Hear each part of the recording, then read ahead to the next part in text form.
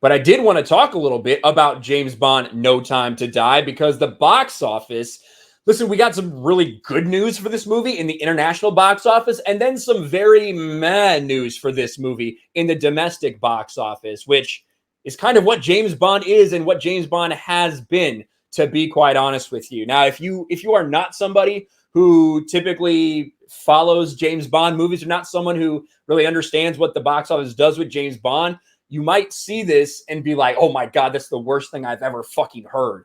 And it's not great. It opened lower than they expected it to, $56 million. I think a lot of people were expecting 75 to even above 75 million.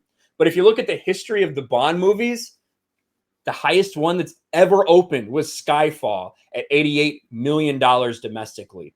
These movies just don't make a shit ton of money in the United States. They make their money internationally. And I'll show you that real quick. This is Skyfall, $300 million domestically, $800 million internationally. Spectre, $200 million domestically. That's it. Spectre, a movie that made almost $900 million worldwide, only made $200 million domestically in 2015. Quantum of Solace, you can go see the same thing for Quantum of Solace. 169 million domestically, 422 internationally. These movies aren't like MCU movies where it's like almost half and half sometimes.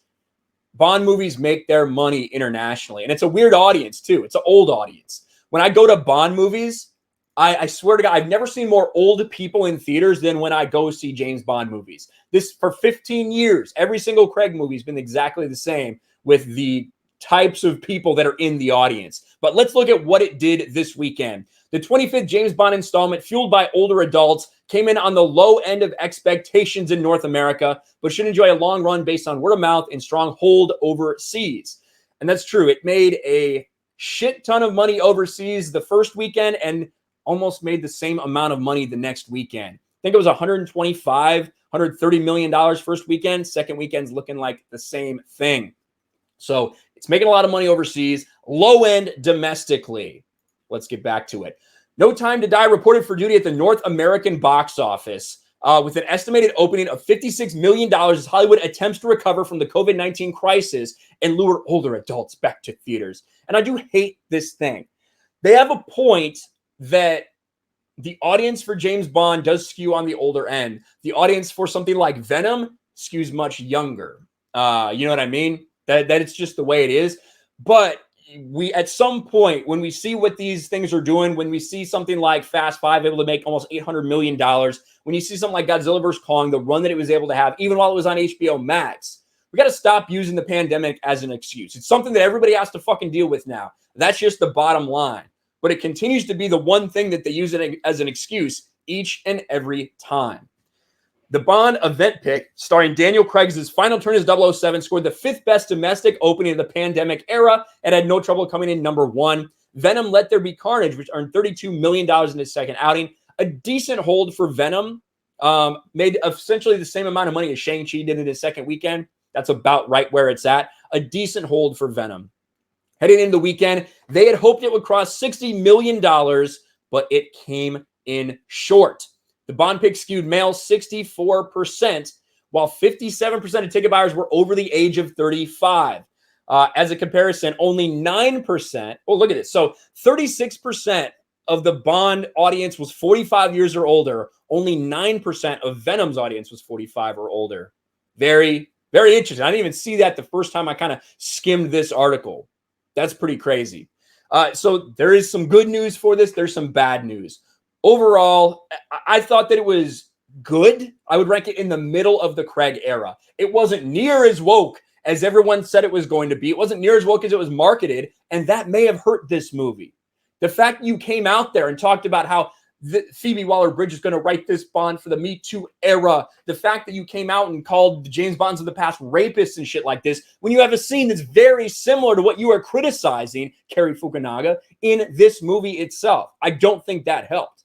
But I will say, when I saw it, it was not near what people were trying to say. One moment that really pissed me off was a throwaway line of Q being gay.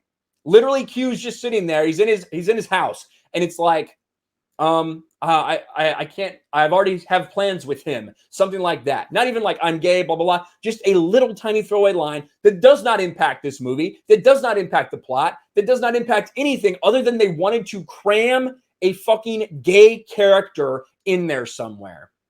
That shit pissed me the fuck off. But overall, the Lashana Lynch character, the way that it was being portrayed by the trailers, the way that it was being portrayed by all these people talking, every time she had a jab at Bond, Bond got her right back and usually got the better of her in nearly every circumstance.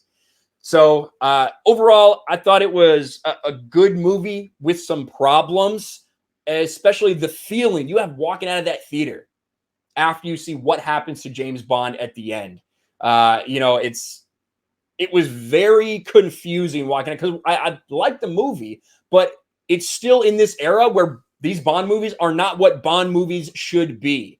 And I really think that these guys, when they get the next James Bond, one, it needs to be a white male. It needs to be fucking Henry Cavill or someone like Henry Cavill.